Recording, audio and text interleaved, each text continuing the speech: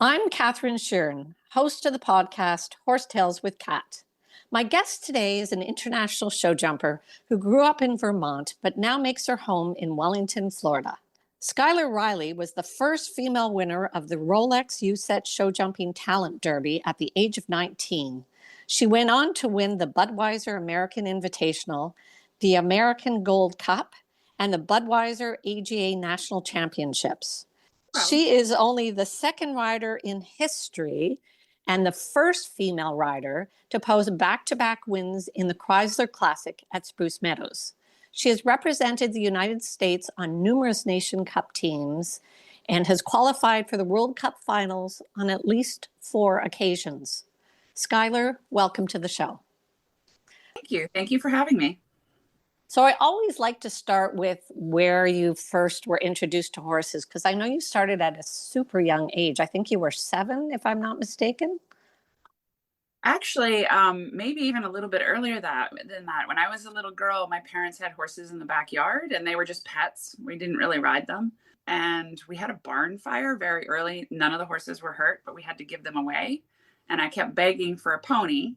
And I started riding lessons at East Hill Farm when I was probably about 5 or 6 years old. And then I got my first pony at age 7.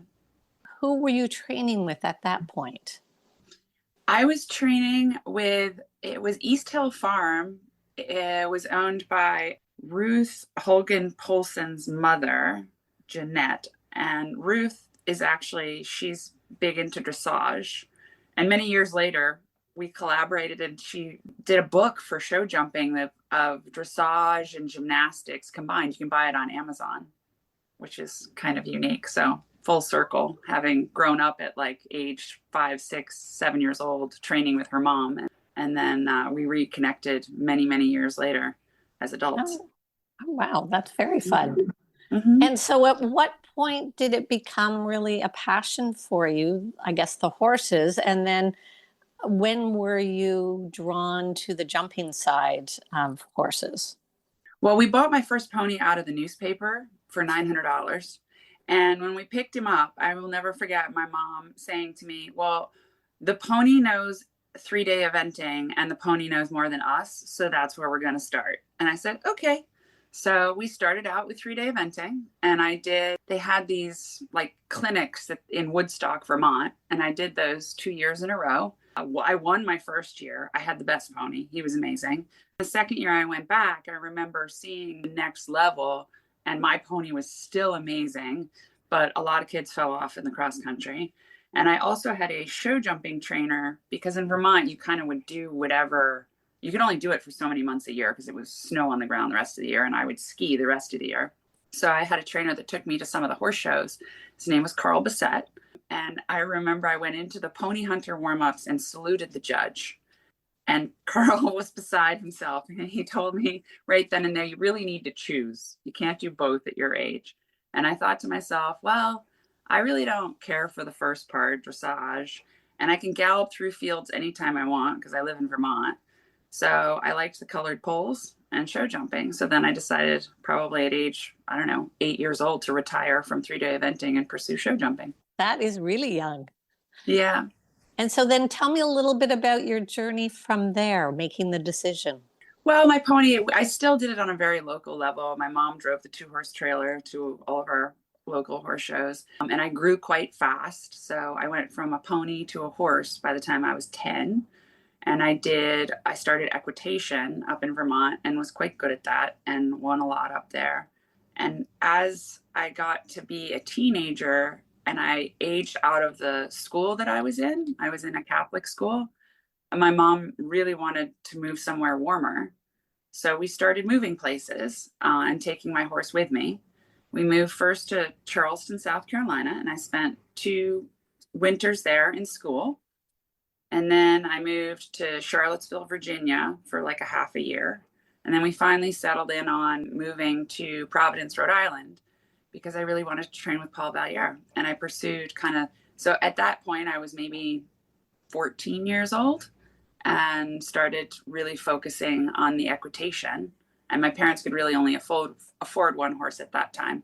So I focused on equitation. and pursued it and won New England finals, placed in the clay finals, placed at USCT finals. And in my last, I don't know if it was 1 or 2 junior years, my parents were able to get me a jumper.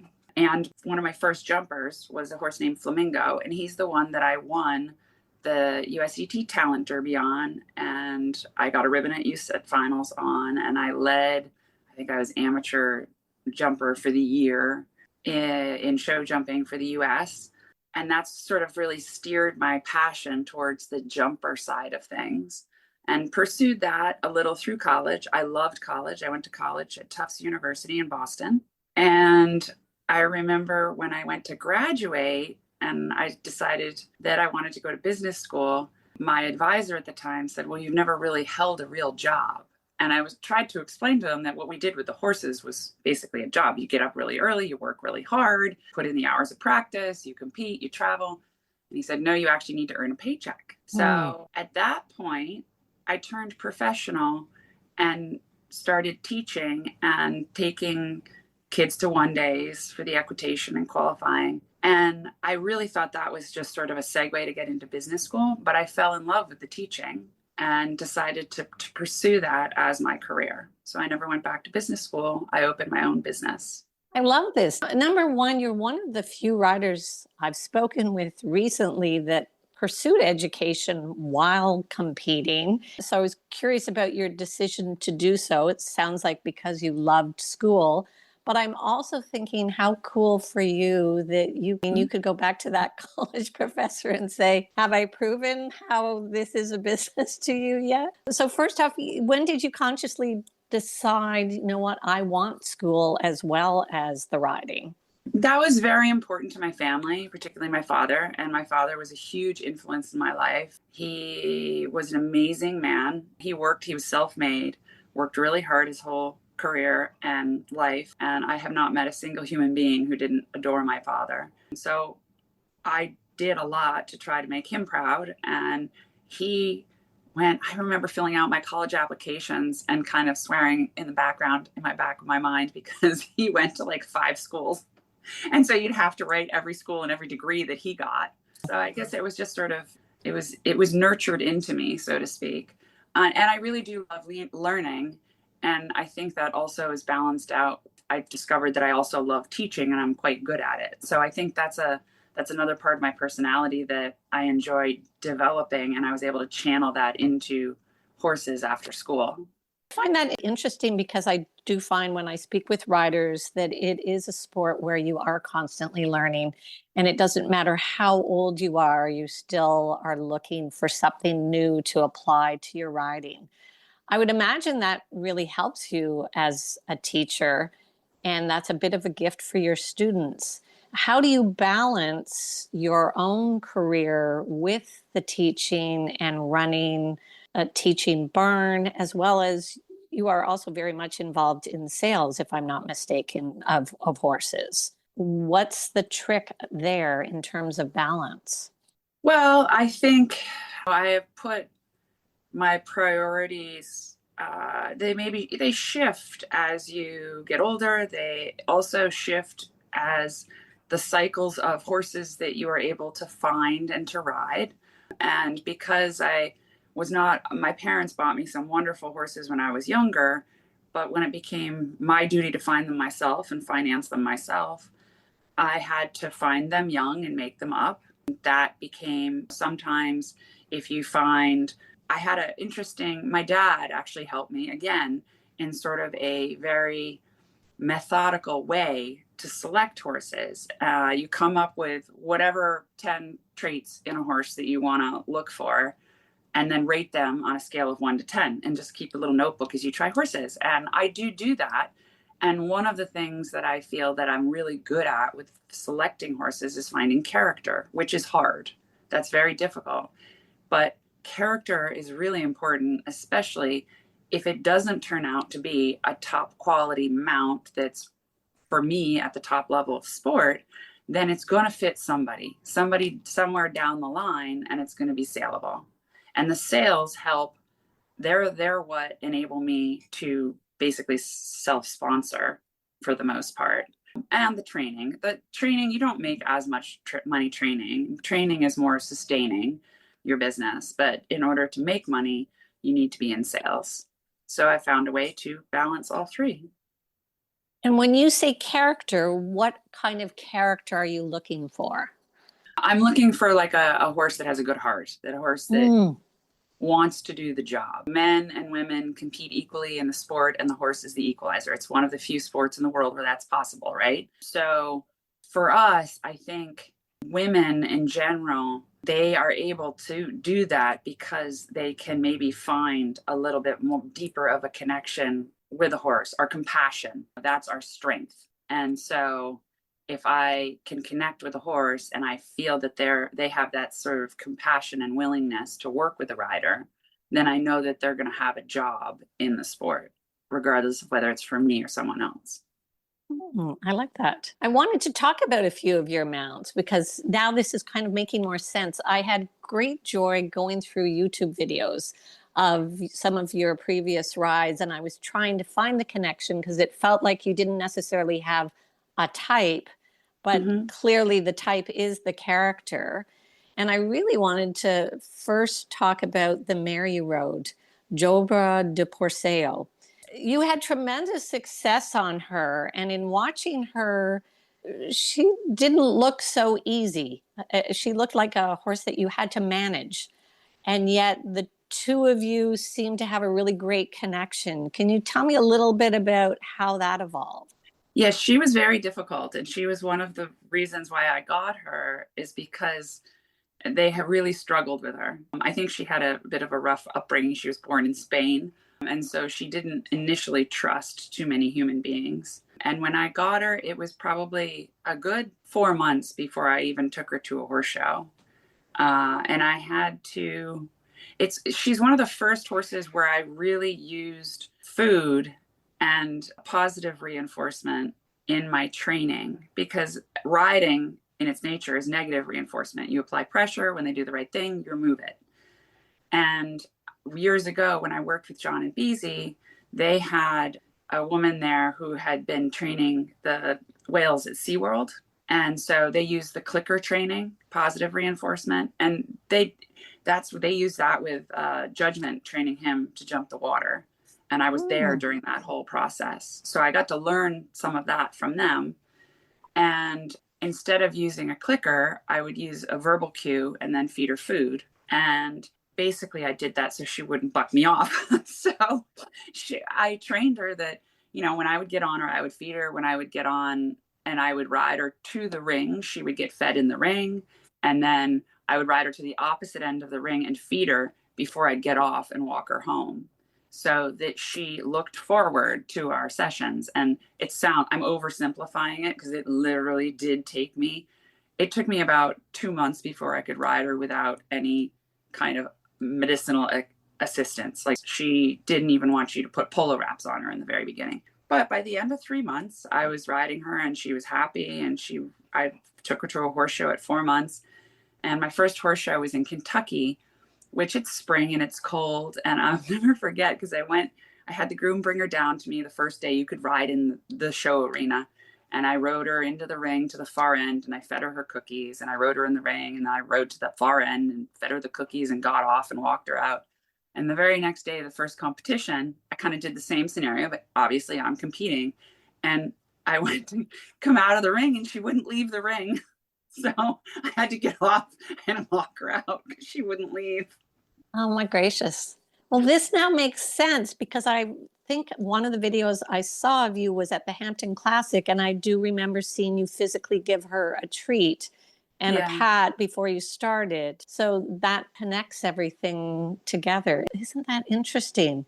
And how did you know that would even work? Or did you? Well, because when I went to try her, I tried her over at a friend's barn. I owned her with a partner for a while, and then I bought him out. But when I went to try her, it was freezing cold in a very small indoor, and they lunged her until she was in a full body sweat before they would let me get on.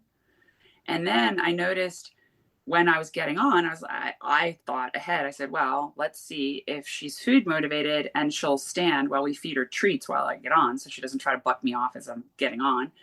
And the person who fed her the food while I was getting on, even though the mare was now exhausted and huffing and puffing and sweating in negative-degree weather, whenever I would walk, she would go over to that person who had fed her. He didn't even have the food anymore.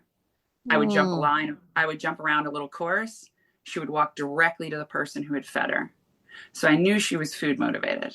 So just, it sounds like I'm a little obsessed with this, but I just wanted to explore that for a little bit, just because I've had horses that are for sure obsessed with food, but I never thought of it as food motivation. How do you use beyond the treats, the food to help you with the training?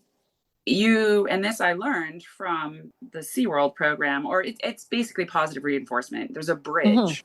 In their world is a clicker. In my world, I use brrr, just that rolling of your tongue noise. And so you can use the noise, and you don't have to, once they understand it, you don't have to do it every single time. You don't have to feed them. They know that they did something good. There's food coming. So you can do that while you're flatting, or I still do it when I get on. I now do it on every horse that I get on because I like them to stand perfectly at the mounting block. One, I've had a few groin injuries. Two, I used to have a really old gentleman that rode with me, and he was fragile, and those horses need to stand like soldiers. And three, when you're in sales, it helps if the people that are trying the horse can get on easily. So I just start all horses there. And whether you continue to use it while you're riding them is your choice, or whether they need it. Or even now with my horses, when they do something really good, I will still make the sound and feed them a cookie halfway through their workout. And then, yeah, it's really, actually last year, was it last year? I think last year or the year before. No, I think it was last year. I was on Robin and my bridle broke in the middle of the 5-star Grand Prix at Saugerties. And oh my goodness. Robin was so beautiful to ride and such an amazing animal. I figured if I could get his eye into the last line, I could use voice commands to like slow down, like cluck, or, whoa, because he was amazing. But I went to reach up to try to grab a piece of the bridle to see because I thought it was just my rein broke or something. So I wanted to grab the cheek piece, and I looked up and I realized no cheek piece, because the whole thing, the bit had fallen out of the mouth. And now I'm in the middle of the ring, cantering. We've been jumping 1.60 jumps. And I just made, and he halted in the middle of the ring so I could get off, turned around and looked at me for his cookie. And I was able to get off and feed him a cookie and walk out of the ring. Wow. That's remarkable. It was pretty, I mean, everybody's adrenaline was up. Mine was up. But the horse just halted. He was like, okay, yeah, cookie, great. Stop. Well, that's a great lead-in, because I wanted to talk about Robin, because I know you just retired him in January of this year. Is that correct? Yeah.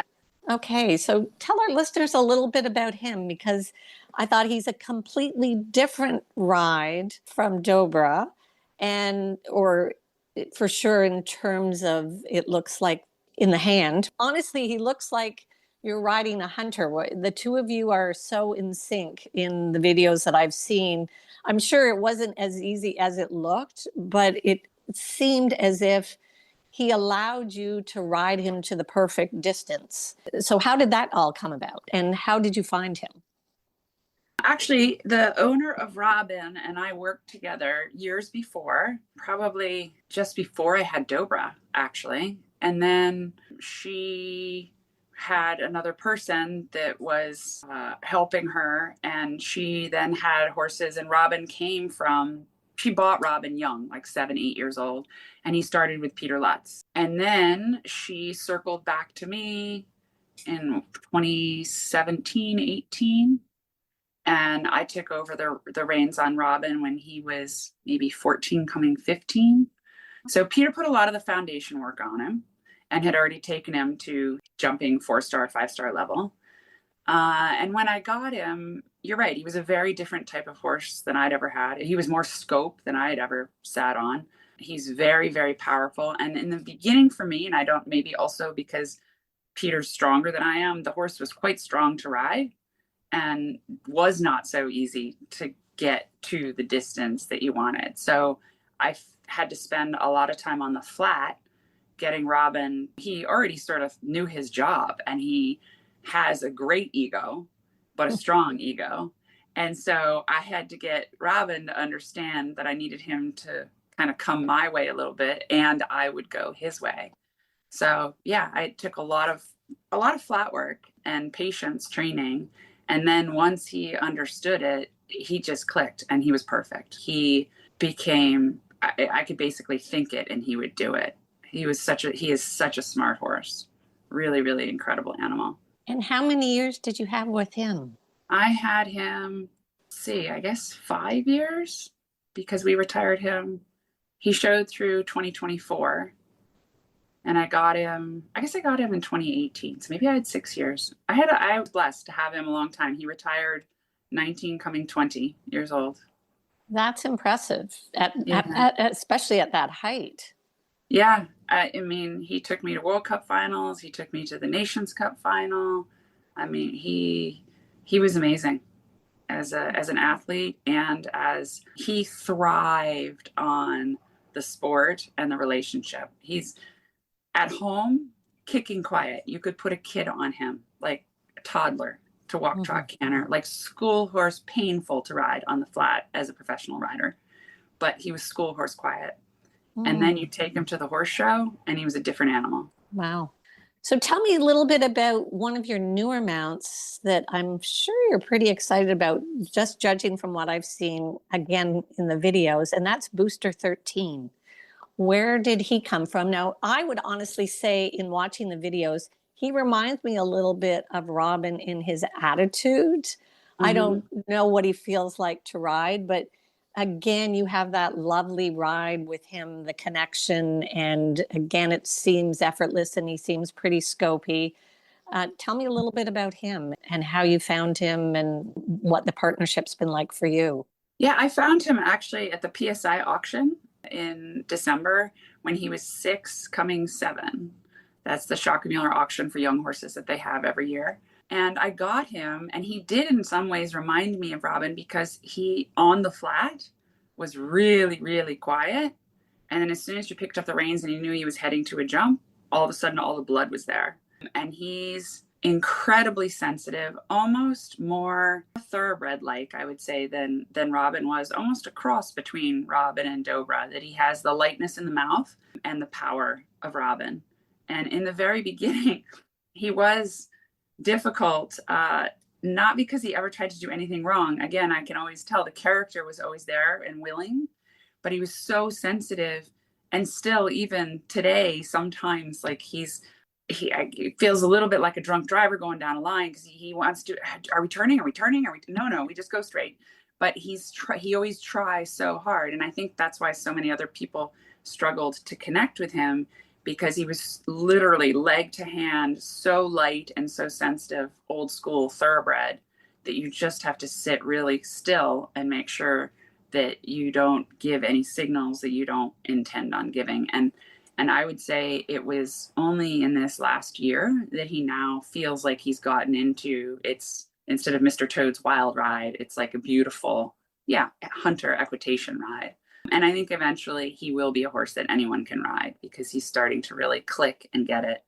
And the scope feels incredible. Like, I have not yet felt him try. So you did your first 5-star with him a couple of months ago, did you not? His first 5-star was the Hampton Classic, which was 3 weeks ago, I guess. And then this past week was his first 4-star.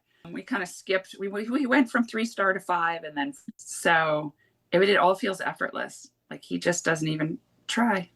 What are your dreams with him? Could he be a World Cup final horse for you? I think so. I think he's a championship horse. I'd love to be able to get back on some of the teams in Europe and jump the big teams, Nations Cups. I think he can go all the way. Like, he feels like he can. I didn't really want to bump him up to the top level until I felt like I had the rideability, because he's so much quality. I didn't want him to run into trouble. And now I feel like I have the rideability, and it feels so easy. We just have to keep going on the same trajectory so that we pull in some more ranking points and are able to get into some of the bigger 5-stars. which will happen. It'll happen. No, he looks fabulous. Like, as I said, you as a pair, I just sense there's some sort of special chemistry there that you anticipate could bring great things in the future.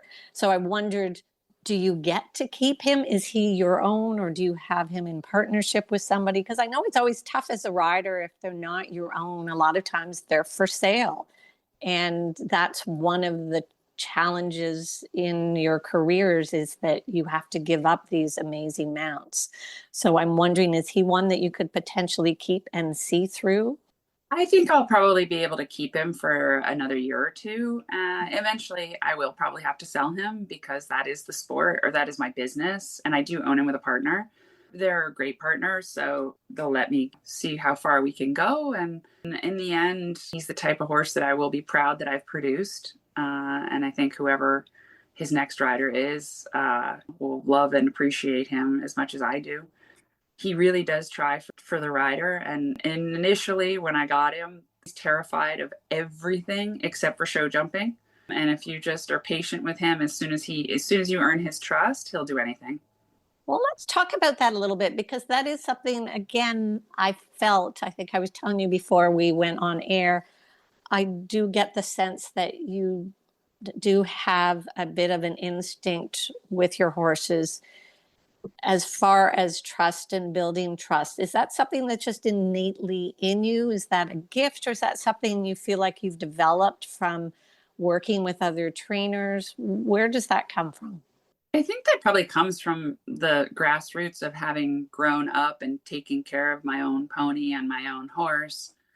I never really got to any real horse show, like what would it be now, like a USEF AA 5-star, whatever. I never even knew what that was until I was 14 or 15 years old. So I missed kind of the pony divisions and doing it in a client based way. I always did everything myself with my mother. I've always worked on the ground with the horses. And I've had times where I had to take care of my own horses when the grooms quit. And so actually, Paul Valier was who was my biggest trainer as a young rider growing up. He always said to me, "Hey kid, one day if you do this on your own, you better make sure you know how to do the job of every single person in this stable that works for you."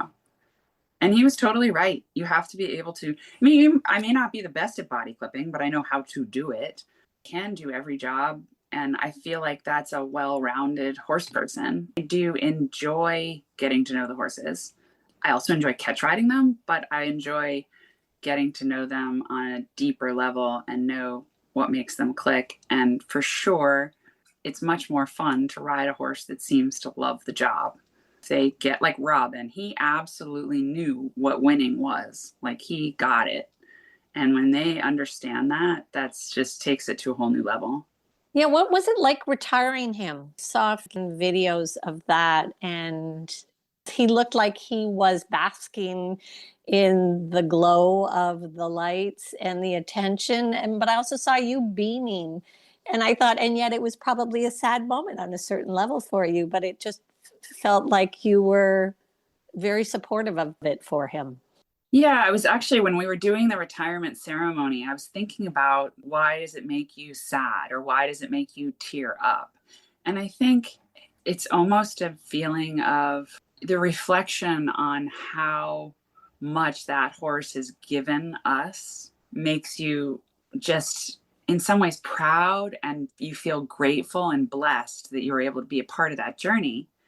And to see that with a horse that just knows, and any of the other top riders, I'm sure, will say the same about their best horses. Like, they just knew that the horse got what they were out there trying to do. And to be able to do that with a four-legged creature that really has no reason to do it for us, but they do it, and you can also sense that they love it and love the attention they're getting, and it's about the love and the bond that you develop with them, and that you are going to miss having that interaction every day. Mm-hmm. And I always wonder, would they have done that for someone else to the same extent? Because I also think, is it kind of destiny when you meet a mount like that? I think it's more destiny, and I've actually talked to this with a bunch of my friends, and actually just last week or something, I was talking to Molly Ash about way back in the day, the first horse that I won the American Invitational on. His name was Ilion, and she actually tried Ilion when he was young before I got him and passed on him, and I tried a horse of hers. I think it was called Lutopia, that she was second in the $1 million Spruce Meadows Grand Prix on, and I had passed on that horse. And so we each had sat on animals that were horses that were going to go somewhere, but it just wasn't the right fit. And I would say Ilion didn't have all the talent, but he had all the heart.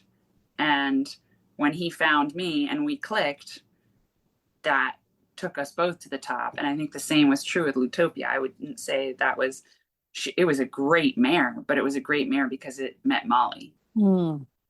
Mm. I remember actually trying Ilion. This is a funny story. I don't remember how old, early 20s. And I was training with John and Beezy Madden at the time. And I got on him, and I knew the legs weren't doing what they should be doing all the time, but he wasn't hitting the jumps. He was like flinging them to the side, getting them out. He didn't touch a jump with me. And then John said, "Hey, Beezy, why don't you hop on and get a little feel, and so you can tell us what you think." And Beezy got on him, and Ilion, he knocked 2 jumps down with her. And I thought to myself, this horse likes me better than Beezy Madden. I definitely need to buy it. How is this possible? Yes, exactly. So I also wanted to talk a little bit about, you've had quite a journey. I mean, you've been more than 30 years in the sport. Am I correct in those numbers? Yes. And I'm thinking your longevity speaks to talent and perseverance. It's got to be hard. I mean, you're at the top level, then you lose horses, you have to work your way back up. Where do you think your resilience and perseverance comes from? Is it just the love of the sport, the passion? Is it wanting to get to that, back up to that next level again?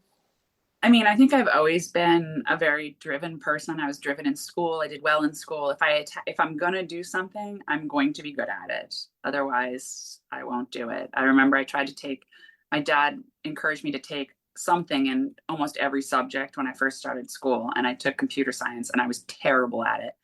And he made me stick through it through all of that. But after that, I was like, this is the last time I'm ever going to stick with something that I know I'm genuinely bad at.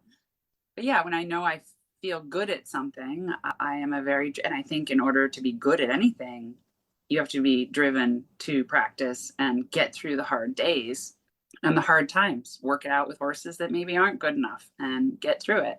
Today's world, it's financially a lot more difficult than it was when I was in my 20s, but it's doable. It just takes hard work.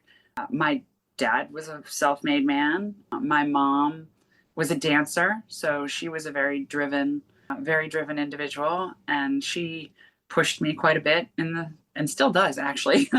when I have a time fault, she asks me why I'm going too slow.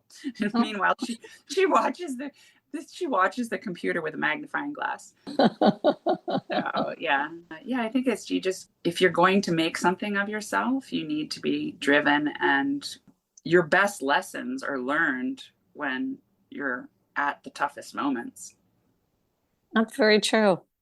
And I was wondering, is it on your bucket list to get to the Pan Americans or the Olympics? Because I know you've represented United States Equestrian Team on numerous occasions.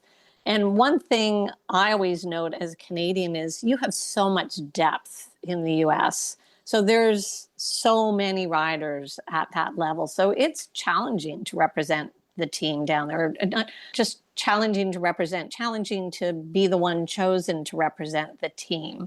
Is that something, obviously, you'd like to be a representative again? Do you want to get to the Pan Americans or the Olympics? Is that on your kind of bucket list, or?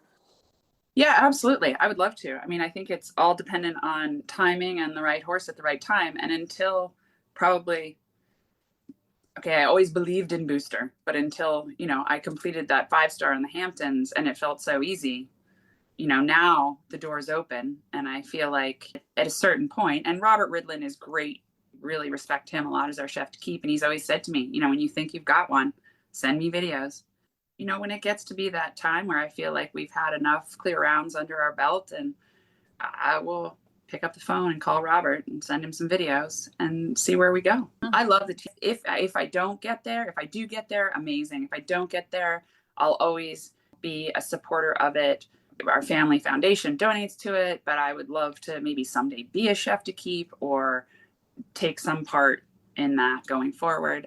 I am friends with Laura Kraut and Katie Prudent, and they started a foundation called Road to the Top, which is to bring up and coming young riders up into the sport, because it is getting financially more and more difficult to do it. And I find that also very exciting, to keep the next generation excited about representing the country, not just getting into the 5-star.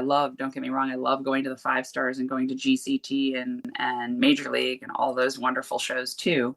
That's just more. And it's great that we have more options, but I would love to represent the US at the Olympics, more World Cup finals, Pan Ams, whatever I can do for our country. Well, I certainly anticipate that's a possibility with this mount. As I said, it looks like a pretty special partnership at this point. So I'm really crossing my fingers for you that continues in that vein. I also just wanted to ask you a little bit about your teaching, because I know you have clients that you help finding horses for. What would you say that your students would say is your greatest gift for them, do you think? I would hope that they would say that I am very passionate about my teaching, and that they know that I am 100% invested in their learning process and their success. And I believe I have a very good system of breaking things down in a way so it's easier to learn.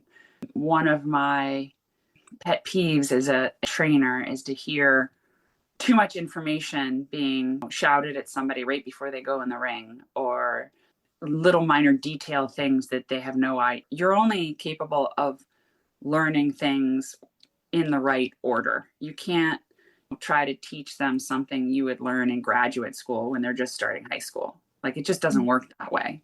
So I think and I also do believe, analogy wise, like making that analogy, or if someone's interested in cars, or they know how to ski, or they know how to dive, or whatever, I'll try to find a way to make an analogy that is helpful to the person that I'm teaching. I studied a lot of sports psychology.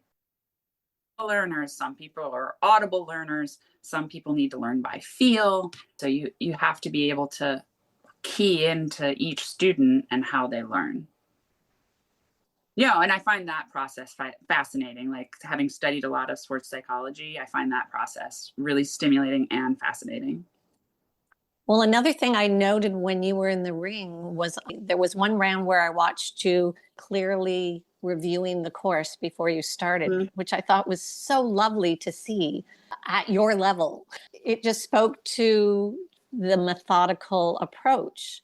So is that something you review with your students when they're going in the ring? Do you suggest that to them? I do. And I suggest, actually, it's quite funny. A lot of announcers and horse show staff that have seen me for years, I've been doing that since I was in my 20s. They laugh. My little finger comes out and goes like that. When I had Dobra and I couldn't take my hands off the reins, it would be just like a little finger holding on to the reins, like trying to do it. Part of sports psychology is you have to visualize everything, right? And you can visualize it from a video camera taping you, or you can visualize it through your own eyes. And I try to do both. And then for me, I mentally map it out when I'm going through, and with my students for important classes, I try to make them walk the track so that you can visualize the track that you're going to take, especially nowadays where time allowed is so important.